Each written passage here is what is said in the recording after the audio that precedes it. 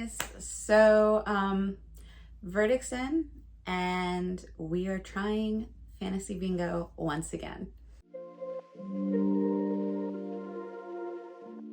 Hey guys, if you are new here, welcome to The Book Path. I'm Nicole, and if this isn't your first rodeo, thanks for sticking around.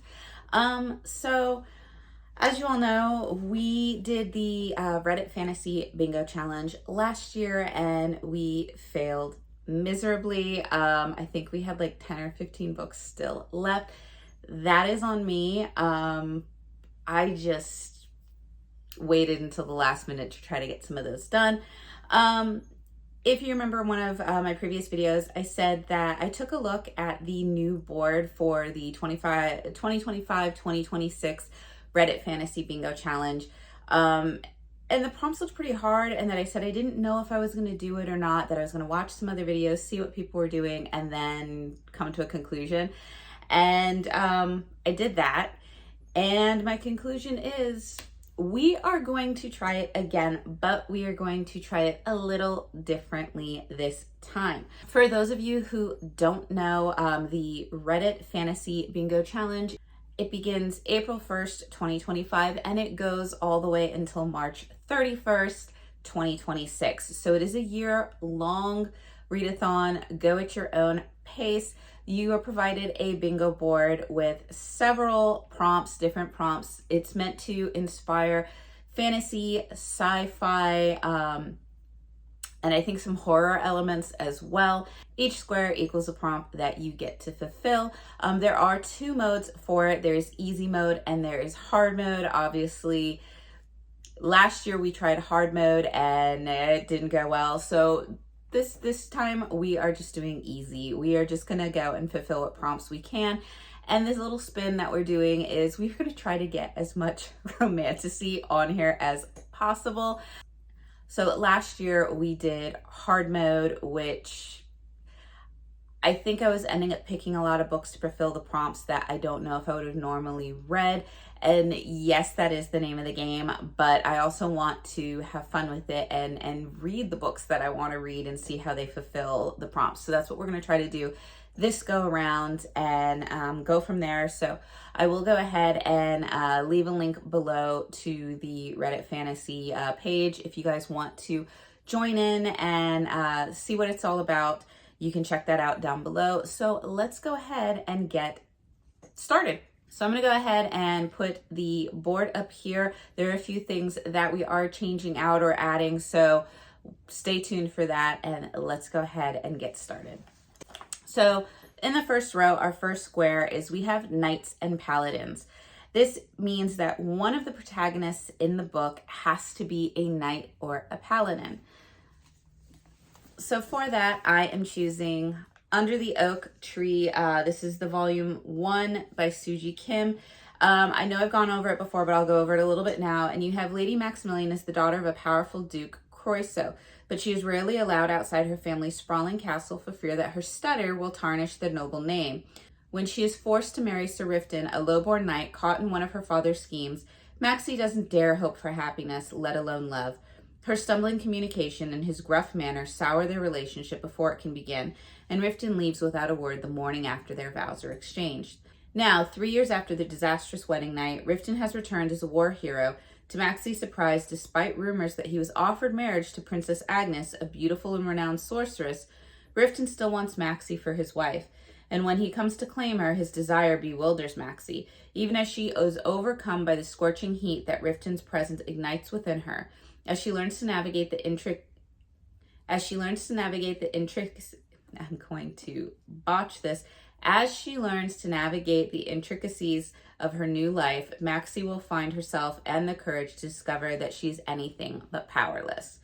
So yeah, we're gonna go ahead and do this one. I loved the cover on it and the edges. I just thought it was great. So we're gonna go ahead and tackle this one as our first square.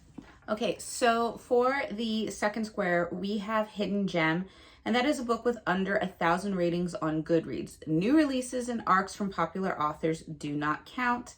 Follow the spirit of the square. So this one, without being a new release, was a little bit harder and trickier, but I did find one that I own, and that is Cupid's Match by Lauren. I'm gonna so mispronounce this, Palfreyman, I believe. And if you can see on here, it is saying it has, let me see where it is, right underneath the things, it says 727 reviews. So at this time, it has under 1,000. So we are going with that one. And basically, this is Lila Black doesn't believe in matchmaking, let alone soulmates. So then why is she constantly being hassled by the Cupid's matchmaking service? But this gilded, cherub-bedecked dating agency isn't exactly what it seems, and it's about to turn Lila's entire world upside down. It turns out that Cupid's matchmaking is the real deal, as it is run by actual Cupids, who don't look at all like they do in the paintings, and they have a serious problem with Lila's match. Because this guy shouldn't be in the system. He shouldn't have a match. And while he's irresistibly hot, he's also incredibly dangerous because Lila's true love match is, in fact, Cupid, the original bad boy of love, and he wants her. Now, Lila's once normal teenage world has exploded into a mythological nightmare overrun by crime lord sirens, wrathful Cupid hitmen, magic arrows that cause no end of trouble, and a mischievous, not so angelic love god she can't seem to stop herself from falling for. So it just seems like it's all in good fun. It used to be, you know, a Wattpad story. Apparently there was I didn't even know Wattpad had an awards thing, but it's not surprising. So yeah, so we're going to go ahead and go with this one as a hidden gem. So let's hopefully it is in fact a gem and we'll enjoy it. It sounds like it's going to be fun. So next up is a book published in the 80s. This is Read a Book that was first published anytime between 1980 and 1989. We're not going into hard mode, which is why I'm not saying all the hard modes. So this one was a little bit harder because I'm not really big on 80s fantasy books. 80s fantasy movies, absolutely. Books, not that much because just the styles of writing were written a little bit different. But I decided I'm going to take a recommendation from my hubby's bookshelf and one of his kind of more favorite fantasy sci-fi series. And we are going to read The Gunslinger by Stephen King. This is book 1 in the Dark Tower series, and my hubby's a fan. He has this. He has the graphic novel versions of it. This one does also have, like, probably not the greatest picture to... Gosh, none of these pictures are very nice to really show. Okay, maybe this is probably the most heinous picture, but yes, this one does come with pictures in it. This one was published in the 80s. I want to say 84. Let me double check. Okay, this one says the first plume printing was 1988. Like the first actual, like it was printed in some magazines beforehand, but its first actual book printing is in 88. So we're going to go ahead and go with that because it was published in magazines like throughout the 80s. So it still is an 80s book. So we're going with it. And this one is, let me see if we can get to it. Roland of Gilead, the last gunslinger. He is a haunting figure, a loner on a spellbinding journey into good and evil. In his desolate world, which frighteningly mirrors our own, Roland pursues the man in black, encounters an alluring woman named Alice, and begins a friendship with a boy from New York called Jake. Set in a world of extraordinary circumstances filled with stunning visual imagery and unforgettable characters, the Dark Tower series is unlike anything you've ever read. It looks like it's a mix of fantasy and horror. I'm not really one into Westerns, and I know he's like all dressed up in like Western getup, but like I said, I heard it's a really good series, so published in the 80s, we're going to go ahead with it. It's a shorter read than some of the other 80s books that I came across, so that's what we're going with. So next up is to read a book on high fashion. Read a book where the clothing or fashion or fiber arts are important to the plot. This can be a crafty main character or a setting where fashion itself is explored. So, wish I would have known that because I would have maybe saved some of the books that I had that did have fashion as an element. However, we did find one, and it actually was one that was recommended right in the blurb, and that is going to be The Mask of Mirrors by M.A. Carrick. Ren is a con artist who has come to the sparkling city of Nadezra with one goal: to trick her way into a noble house, securing her fortune and her sister's fortune. But as she's drawn into the elite world of House Trementis, she realizes her masquerade is just one of many surrounding her, and a nightmare magic begins to weave its way through the city of dreams. The poisonous feuds of its aristocrats and the shadowy dangers of its impoverished underbelly become tangled, with Ren at the heart. So I have heard, obviously this is recommended within the blurb. For the square, we're going to go with it. It sounds good, even though fashion is not stated in the info about the book. It is recommended, so we're going with that one. For our last square in the first row, we are going with Down with the System, which is to read a book in which the main plot revolves around disrupting a system. And for that, we are going with one of the recommendations that we saw, and that is The Red Queen by Victoria Aveyard. I have never read from her before. I've heard really good things about her books and this series in particular, so we're going to go ahead and do that. And it says, Mare Barrow's world is divided by blood, those with red and those with silver. Mare and her family are lowly reds, destined to serve the silver elite whose supernatural abilities make them nearly gods. When Mare accidentally discovers a power of her own she didn't know she had, the Silver King is forced to hide the impossibility of her power and pretend she's the long-lost Silver Princess betrothed to one of his sons. Soon, Mare is drawn into the Silver world, where loyalty and desire can tear you apart, and the only certainty is betrayal. And before long, her actions puts into motion a deadly and violent dance, pitting prince against prince and Mare against her own heart. So it sounds really good, and we're going to go ahead and go with this one. So that completes the first row. Now for our second row, we have Impossible Places. Read a book that's set in a location that would break a physicist. The geometry, non-Euclidean. The volume, bigger on the inside. The directions, merely a subjection. So this one was one of the ones that I was like, I have no idea what book this would be. I have no idea. And this was one of the ones that originally got to me where I was like, I don't know if I can do this year's challenge. But as I watched some videos, I kind of understood what they were going for, and I did go and look for some of the recommendations that they had. And I ended up finding one, and that one is The Book That Wouldn't Burn by Mark Lawrence. A boy has lived his whole life trapped within a vast library, older than the empires and larger than cities. A girl has spent hers in a tiny settlement on the dust where nightmares stalk and no one goes. The world has never even noticed them, and that's about to change. Their stories spiral around each other across worlds and times. This is a tale of truth and lies and hearts, and the blurring of one into the other, a journey on which knowledge erodes certainty, and on which, though a pen may be mightier than the sword, blood will be spilled and cities burned. So I heard that apparently, like, this library is supposed to be much larger on the inside, like huge, not all is what it seems, and sort of magical in its own way. So that's why I'm going to go ahead and go with that one.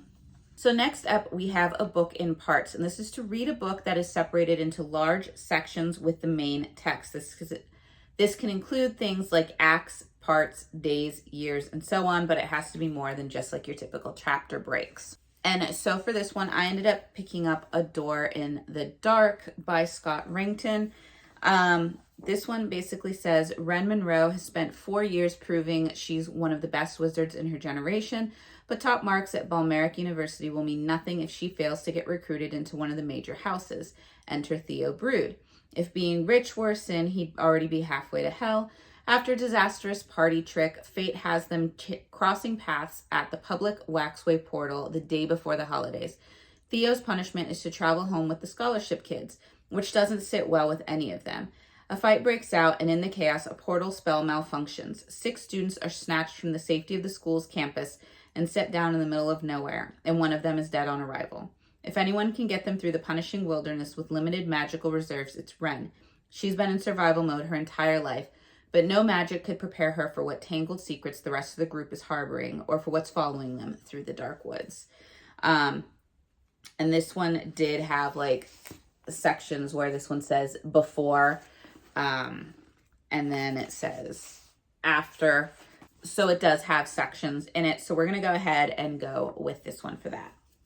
On a side note, if it looks like I'm moving really weird, because I feel like I am, I woke up with like some kind of like kink in my shoulder blades. So movement is limited at this point in time. It's not like really pain. It's just like one of those really achy things where you don't move around a lot.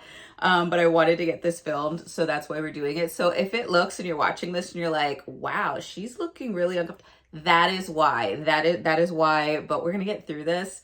So like, I think right now I can maybe tilt my head here and like here. I can't really look up, but we're gonna be stretching it out today and we'll be fine. Like I said, it's just one of those like you slept wrong or did something, so we are good. But I just wanted to know because I feel like I'm moving like really weird and I don't know if that's coming across on your end, but if it is, that is why. So just bear with me. So anyway, for our third square on the second row, we are going to go with gods and pantheons, read a book featuring divine beings. And for this one, we are going with Spark of the Everflame by Penn Cole. I've heard really good things about this series, and it really is kind of all about gods. So in a mortal world colonized by gods and ruled over by their descended, their cruel magic-wielding offspring, Dame Bellator yearns to escape the insular life of her poor village. Her mother's sudden disappearance and the discovery of a dangerous secret about her past offer, I don't know if it's Dame or DM, I don't know, an unexpected opportunity to enter the dark world of descended royalty and unlock the web of mysteries her mother left behind. With the dying king's handsome, enigmatic heir watching her every move and a ruthless rebel alliance recruiting her to join the growing civil war, I'm just going to say DM will have to navigate the unwritten rules of love, power, and politics in order to save her family and all of mankind. So we're going to go with it. Obviously, gods and their descended at play, so it fits the prompt. Right, next up, we have last in the series. Read the final entry in a series. This works out great because I have tons of series that I need to get through. And I do have one that fits the prompt perfectly, and that is Wisteria by Adeline Grace. This is the third and final book in the trilogy, and basically we have Blythe Hawthorne has never let anyone tell her what to do. Not society, not her overprotective father, and certainly not the man she's bound herself to. No matter how rude and insufferable he is, in fact, she's determined to be a thorn in his side for the rest of her days, even as he ensures that life in his palace is no fairy tale.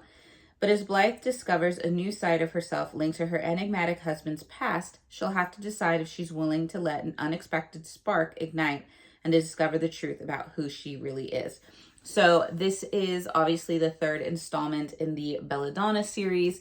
I don't want to give too much away, but obviously we know that we have fate and death and some past things coming to fruition. And in the last book, Blythe has basically stepped up to challenge one of them. And so this is going to be her story with fate. I think it's fate.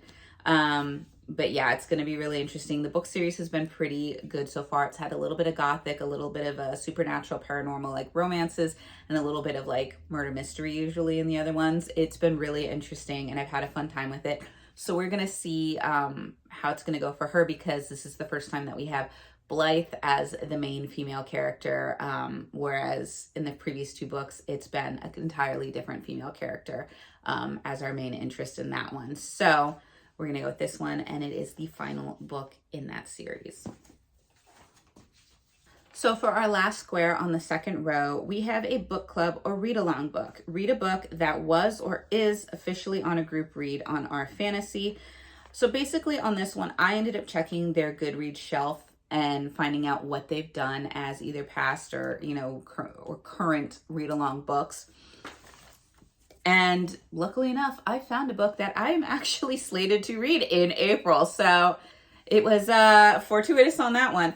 So that is The Spell Shop by Sarah Beth Durst. I'm not going to go too much into this because I just did this one on my April T.B.R. But basically you have, I think she's a witch and she has escaped with a bunch of spells to a small little country cottage that she has fixed up with I think it's a sentient magical plant. And they have decided to create delicious jams and jellies if you were using some of the spells in one of the books or whatever that she secreted away. And apparently there is supposed to be a cinnamon roll love interest in this. So we're going to go ahead. We were going to read it for Magical Readathon. So now we're just going to double it up and we are going to use it for this prompt as well, because it is listed on their Goodreads shelf as one of their book reads for a club or read along. So next up, we are going to go on to the third row, and we are going to read a book with a parent protagonist, which is to read a book where the main character has a child to care for. The child does not have to be biologically related to the character. So this is a parent kind of relationship, parent-child relationship in the book. I loved this because I love seeing the parent as a main person, and I prefer the parent scenario versus like just kind of like the older adult taking care of the child, just because, you know, as a parent myself, if you were to be thrust into a fantasy world, like, you know, they say hell hath no fury like a woman scorned, but I would also say like it doesn't have anything on, you know, a mama bear type. So I always love that, and I do want to see, I know I keep saying mama bear, I know that like you can have the father figures and everything, but I feel like it's so much more challenging because you don't really see a lot of moms stepping up into these like warrior type of hero positions so often. And so I really love kind of seeing the mom take it on and go from there. And so for this one, I have picked up Garden Spells by Sarah Addison Allen. This seems to be book 1 in the Waverly family series. This is one that came out a while ago, and funny enough, I used to actually have a copy of this book and then I never read it, and when I was moving I just got rid of it because I didn't know if I was ever going to read it or not, and here we are. So basically you have the Waverlys have always been a curious family, endowed with peculiar gifts that make them outsiders even in their hometown of Bascom, North Carolina. Even their garden has a reputation, famous for its feisty apple tree that bears prophetic fruit and its edible flowers imbued with special powers. Generations of Waverlys tended this garden. Their history was in the soil, but so were their futures. The successful caterer, Claire Waverly, prepares dishes made with her mystical plants, from the nasturtiums that aid in keeping secrets and the pansies that make children thoughtful, to the snapdragons intended to discourage the attentions of her amorous neighbor. Meanwhile, her elderly cousin, Evanel, is known for distributing unexpected gifts whose uses become uncannily clear. They are the last of the Waverlys, except for Claire's rebellious sister, Sydney, who fled Bascom the moment she could, abandoning Claire as their own mother had years before. When Sydney suddenly returns home with a young daughter of her own, Claire's quiet life is turned upside down, along with the protective boundary she has so carefully constructed around her heart. Together again in the house they grew up in, Sydney takes stock of all she left behind as Claire struggles to heal the wounds of the past, and soon the sisters realize they must deal with their common legacy if they are ever to feel at home in Bascom or with each other. So I liked this because you have the mother-daughter relationship, but you also have the aunt and the daughter and the niece relationship, and it gave me Practical Magic vibes. Like, I haven't read Practical Magic the book, but I loved the movie as a kid, and this just kind of gave me the vibes with them being sisters and possibly having powers, and now they have to kind of raise a child. So it just really kind of fit that. So I can't wait to get to it. So next up, I'm going to try to pronounce this right. Epistolary, which is the book prominently features any of the following: a diary or journal entries, letters, messages, newspaper clipping, transcripts, etc. So this was interesting. So I ended up going to the fantasy bingo kind of suggestions that they have in a link, and I ended up coming across Piranesi by Susanna Clarke. I know this one has been raved about, but it did sound interesting and it fit the prompt. So it says, Piranesi's house is no ordinary building. Its rooms are infinite. Its corridors endless. Its walls are lined with thousands upon thousands of statues, each one different from all others. Within the labyrinth of halls, an ocean is imprisoned. Waves thunder up staircases. Rooms are flooded in an instant. But Piranesi is not afraid. He understands the tides as he understands the pattern of the labyrinth itself. He lives to explore the house. There is one person in the house, a man called the Other, who visits Piranesi twice a week and asks for help with research into a great and secret knowledge. But as Piranesi explores, evidence emerges of another person, with a terrible truth begins to unravel, revealing a world beyond the one Piranesi has always known. So it says it fits the prompt. as having, you know, letters or something in there. So we will find that out. This also looked like it could have been a read for the Impossible Places, because this is like just crazy stuff going on inside of like one building or one location.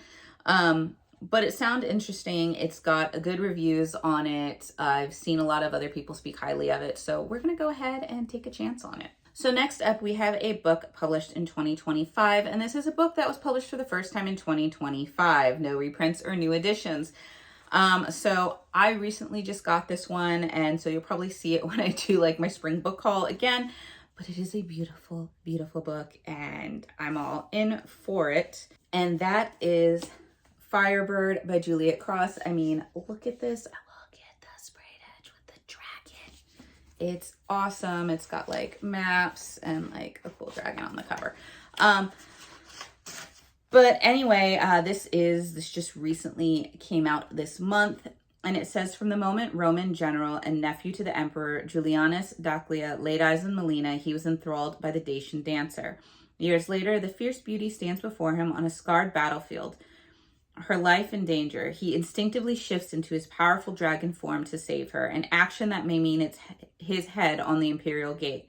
But he and his dragon know one thing: she belongs to them. Melina can't believe that the centurion who had once bestowed a secret talisman on her is the Roman general of legendary brutality. His prowess as warrior cannot be denied, yet it doesn't reveal the secrets he hides. All Melina knows is his protection and gentle touch, and she cannot deny how her soul has always seemed to answer his. As they navigate a world where flying death riders conquer and burn, their love will ignite a firestorm that can only end in heartbreak or death, or both. So it's kind of like I don't want to like historical fantasy fiction, because you have, you know, Roman centurions. Honestly, the map actually has like Germania, Gallia, Britannia. So like it does have elements of like ancient history with Rome, but it has dragons and supernatural things. So it's like a fantasy historical fiction or historical fantasy fiction. I don't know, but we're going to go with it as our 2025 pick. So next up is to read an author of color, read a book written by a person of color. So this is your POC and your BIPOC authors. And I had one set up for May, seeing as May is Asian and Pacific Islander History Month and Appreciation Month. And that is to read one that I got back in January and I was excited for. And that is Breath of the Dragon by Shannon Lee and Fonda Lee. This is based kind of on the teachings of Bruce Lee, and it sounds fantastic. And that is 16-year-old June dreams of proving his worth as a warrior in the Elite Guardians tournament, held every 6 years to entrust the magical scroll of heaven to the new protector. Eager to prove his skills, June hopes that a win will restore his father's pride, righting a horrible mistake that caused their banishment from his home, mother, and twin brother. But June's father strictly forbids him from participating. He believes there's no future for June on honing his skills as a warrior, especially considering June is not breath-marked, born with a patch of dragon scales and blessed with special abilities like his twin. Determined to be the next guardian, June stows away in the wagon of Chang and his daughter Ren, performers on their way to the capital where the tournament will take place. As June competes, he quickly realizes he may be fighting for not just a better life, but for the fate of the country itself and a very survival of everyone that he cares about. So I am really excited to read this one. Like I said, we are a huge Bruce Lee fandom in this family, probably more so obviously with my with the hubby. Like, we've got all the books, but I do appreciate Bruce Lee's history and legacy, and so reading a book that was co-authored by his daughter and based on his teachings is going to be phenomenal, I'm sure. So stay tuned on this one. So next up is to read a book, a small press or self-published. Read a book that is published by a small press, not one of the big 5 publisher houses or Bloomsbury, or self-published. It is, if a formally self-published book has been picked up by a publisher, it only counts if you read it before it was picked up by the publisher. And so for this one, I believe this is a small print house, and it might actually be the author's publishing house, because it does say that it's copyrighted by the author, so I'm going to assume self-published. And that is one I also picked up recently, and that is Avidian by Ashley R. O'Donovan. And like I said, it says in here, it says 4-chamber publishing. And this one basically is, I can see the dead. They tell me their secrets, but this time their secrets might get me killed. My name is Kat Sinclair, and the Volkov family owns me. People like me, born with special abilities, are called Avids. But my gift doesn't spare me from the demands of Marko Volkov, the ruthless family patriarch who keeps me in line with the ever-present threat of violence. When a grisly double murder involving a family nephew and a cook shakes the household, I'm forced to uncover the truth. The whispers of the dead reveal more than I could have bargained for, unearthing secrets that could destroy the Volkovs and me. But I met a charming stranger who might be able to help, except he doesn't know about my gift, my scars, or the dark past. I can't escape, but in his eyes, I see something I thought I'd lost long ago, hope. If I want to escape, I'll have to play along, but this murder might be hiding something even more dangerous. If I'm not careful, I'll be the next one the dead are whispering about. And one of the things I loved about this is on the back, and I got little character art cards and everything. It's a little ghost doggy, and I am excited because if you know me, you know that like I get all excited for like the non-human sidekicks and their little personalities that show. Like even in movies, I'm like Fourth Wing and Darna when she's like the baby. I love her. I love her little personality. What is it? The Airbender movies and series, Appa. I was like, need one, want one. Falcor and the Never Ending Story. It's just, I mean, obviously I have Falcor like right there too, as well. If you were wondering, I don't know if it looks, there we go. Now you got to learn how to hold your hand. Anyway, like, so yes, so I'm excited for the little cute ghost doggy. So that brings us to our fourth row. And the first one on this one was Biopunk, which is to read a book that focuses on biotech and or its consequences. This one I was having a struggle with. There were some books that had biotech as something that was discussed. Wasn't a huge fan. Like I was even wondering if maybe I could try to like stretch it and do like some type of cyborg romance or whatever, but then I just felt like I was really stretching it. So I decided to use the little kind of gimme card, if you will, which is where you can replace one square on the current board for one square on the past board, but you can only do that like once. So I decided to cash in on that one, and we ended up switching it out with a square from the 2018 card, and that is to read a fantasy novel featuring a library. Now, yes, we could have done the book that wouldn't burn, but that's doing its own thing. So I decided to go with a book that was on my list for a while that I've heard really good reviews on, and that is The Wren in the Holly Library, because it takes place in a library. I love it. I love the cover, because there you go, library. Basically, for this one, you have some things aren't supposed to exist outside of our imagination. 13 years ago, monsters from the shadows plunged Kiersey's world into a cataclysmic war of near total destruction. The New York City she knew so well collapsed practically overnight. In the wake of the carnage, the Monster Treaty was created, a truce of sorts. But tonight, Kiersey, a gifted and fearless thief, will break that treaty. She'll enter the Holly Library, not knowing it's the home of a monster. He's charming, quietly alluring, terrifying, but he knows talent when he sees it. It's just a matter of finding her price. Now she's locked into a dangerous bargain with a creature unlike any other. She'll sacrifice her freedom. She'll offer her skills. Together, they'll put their own futures at risk. But he's been playing a game across centuries, and once she joins in, there will be no escape. I heard really good things about it. I also heard that the monster is insanely attractive. So we're going to go ahead and go with this one for that. So next up is to read a book with elves and or dwarfs. Read a book that features the classical fantasy archetypes of elves and or dwarfs. They do not have to fit the classic tropes, but be either named as elves or dwarfs or be easily identified as such. So for this one, we are going to read White as Frost by Anthea Sharp. Basically, swept away to the castle beside the dark wood, Rose Valroyce finds herself in a world full of secrets and forbidden magic. There she meets her new stepsister, the enigmatic Princess Neve, who will either become her best friend or her worst enemy. While Rose follows her stepsister into the enchanted shadows beneath the trees, she is beset by dangerous creatures and rescued by Thorn, the dark elf guardian of the forest, who binds her to the dark wood and forbids her to speak of its mysteries.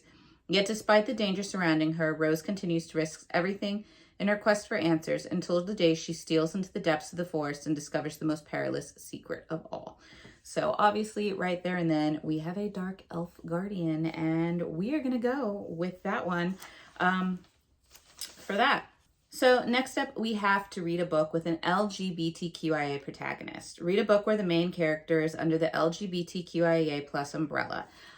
For this one, this is going to be easy because it is the next book in the Dark Olympus series by Katie Robert, which is Sweet Obsession. This is kind of your dark mafia romances with a touch of Greek mythology. And so for this one, we have Icarus may have not flown particularly close to the sun, but he has fallen right into the rough hands of Olympus's own Poseidon. Being held captive by the gentle giant wouldn't be so bad if Olympus wasn't on the eve of destruction, or if Poseidon stopped looking at him with those irresistibly stormy eyes. Poseidon doesn't have time to babysit his increasingly bratty prisoner, but Olympus is officially at war, and someone has to keep their best bargaining chip out of harm's way. The thing is, the longer Poseidon is with Icarus, the more he starts to care about his sworn enemy, and the more he realizes that Icarus isn't the villain he's been made out to be. There's a warmth to him, a vulnerability that Poseidon finds difficult to ignore or deny. Now with Circe and the Ions, I so mispronounced that, I am apologizing, at the gate of Olympus, a hair's breadth away from falling, Poseidon will have to make a difficult decision about himself, about his allegiances, and about the man who woke his heart from a long slumber, only to threaten to break it for good. So it's going to be interesting, and it's obviously a romance, so it does fit the LGBTQIA plus protagonist. We're going to go with that one, and I'm assuming it's going to be fantastic because honestly, the Dark Olympus series is fantastic. So next up, we have the 5 SFF short stories. Any short SFF story, as long as there are 5 of them. So basically for this one, I decided to go with My Monster Valentine. This is an anthology of like fantasy short stories. It has more than 5 in there, which I know is the hard mode, but you know, whatever.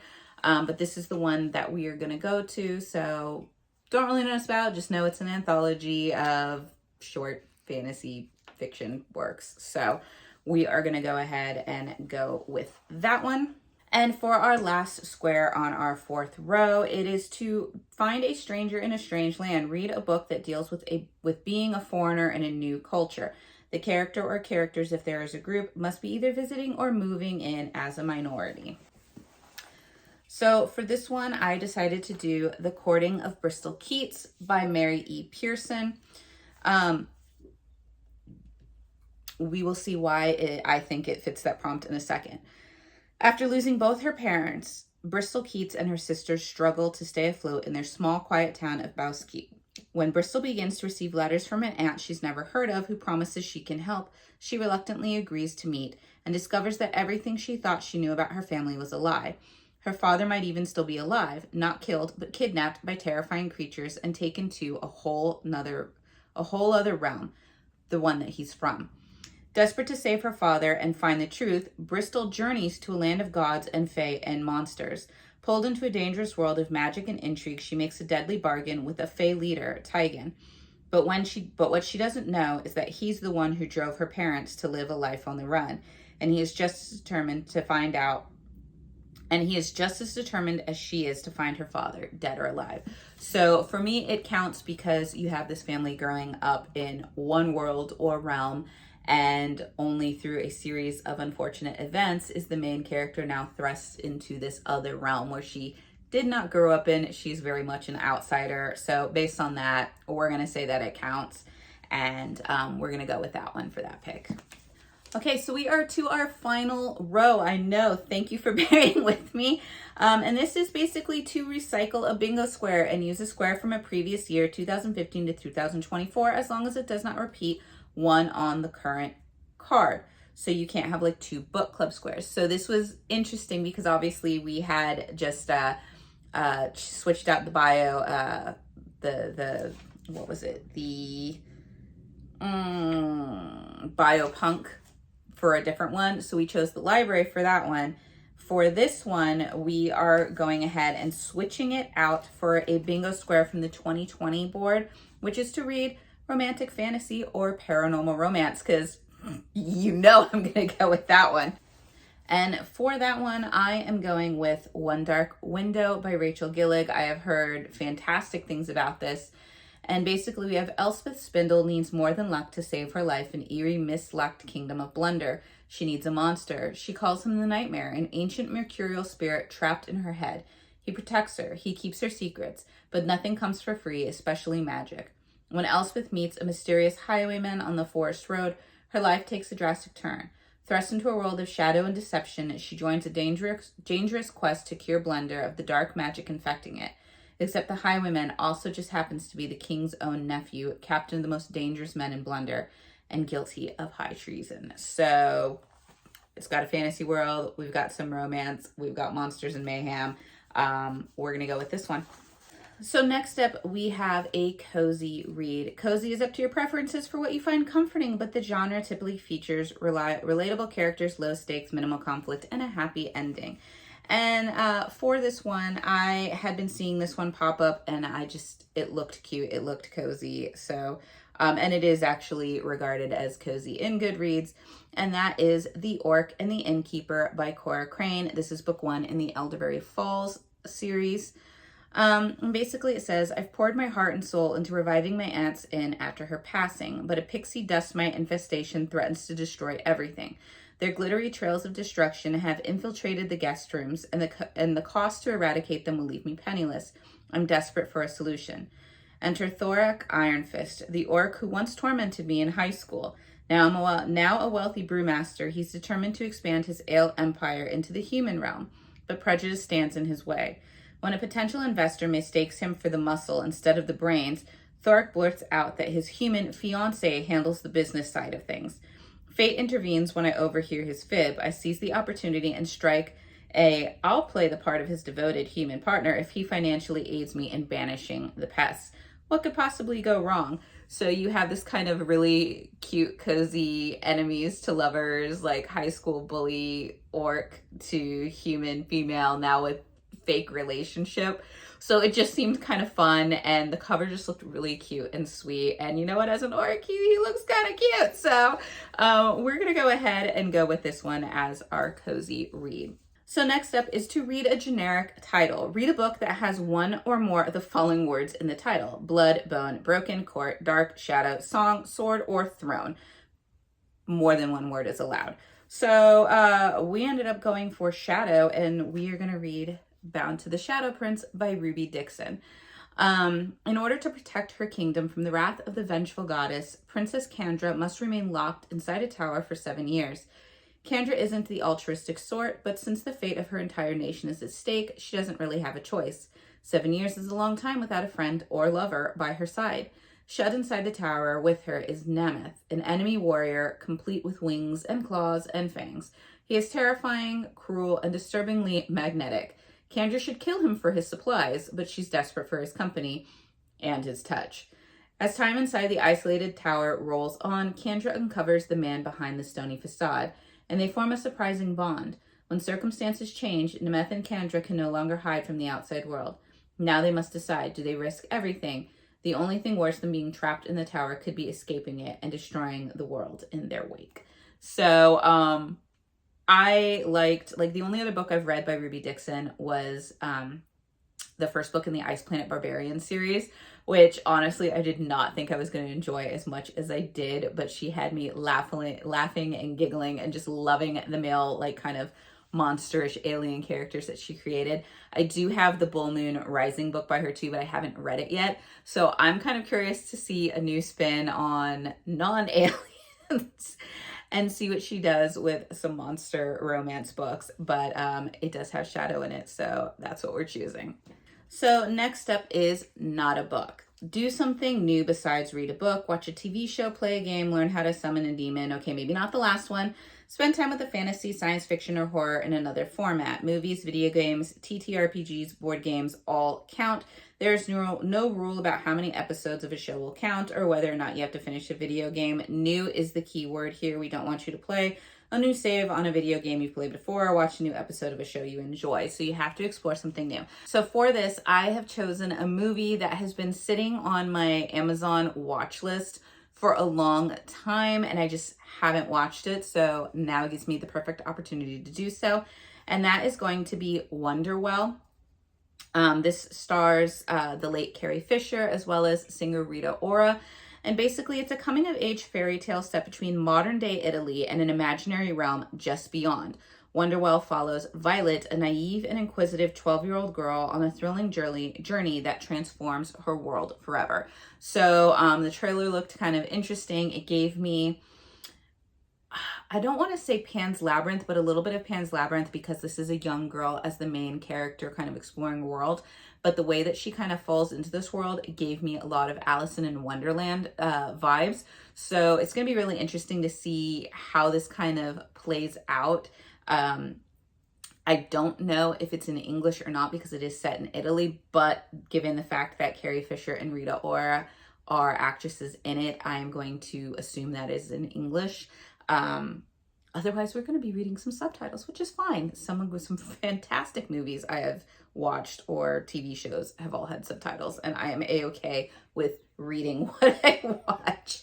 But yeah, so we are going to go ahead and do this as our not a book prompt because, like I said, it's been on for a while. I've never watched it before.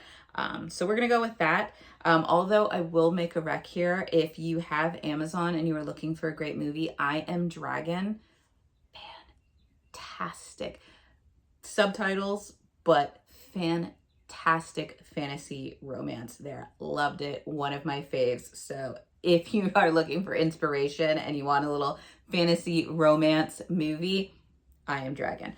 But we are going to be doing Wonderwell for that one. And for our last square on our bingo board is Pirates. Read a book where characters engage in pirates. So we are going to go along with a book that I have been wanting to read for a while. It has been on my ebook T.B.R. and that is On These Black Sands by Vanessa Rassinen. This is the first book in the Aisling Sea series. And we have, he doesn't mind killing people. He just prefers to do it on his own terms. But the pirates have no say in who they kill on this island. The council orders, the pirates obey. This arrangement has kept Declan from setting foot on these shores for years, until a bit of bad luck forces him to return. But it might prove a lucrative stop if the rebels' information is true. Find the dagger, escape this life, but only if this damn stowaway doesn't ruin everything first. So I love it because it's like this high seas tale of deceit, legends, and love delivers a deliciously gray hero, a relatable heroine, and a found family you'll root for. So it's going to be really interesting to see that. I've heard good things about it. And that is going to be our final pick for this year's bingo challenge. So as you can see, I think this year's bingo board, I might be a little bit more excited about because a lot of these are books that I have purchased myself or have been on my T.B.R. for a while because I haven't wanted to read them. So now it's like, it's giving me the opportunity to kind of read what's been on my wish list, my T.B.R. for a while. So I think we're definitely going to probably do a little bit better this year than last year. And this year's goal is obviously to finish the freaking board. Like, just complete the board. Let's go for that. Stay on top of it. So I am not trying to put all of my books in like the last 3 months of the challenge, because that obviously did not work well for us. But other than that, I know this video is long. Thank you for sticking with me. Let me know in the comments below if you are participating in the challenge. Let me know if there are any books that look really exciting to you. Let me know if you have picked different books for some of these that you might think that I like. Because obviously, if something doesn't work out, looking for an alternative, I would be more than happy to take any advice on. But other than that, I hope you are doing well. I hope the weather is getting a little bit warmer for you. I hope allergies are under control. I hope you aren't waking up with kinks in your neck or back, and that movement is good for you. But other than that, stay warm, stay cool, whatever it is, depending on your weather. Take care of yourself, stay hydrated, and I'm wishing you the best. And I will see you guys in the next video.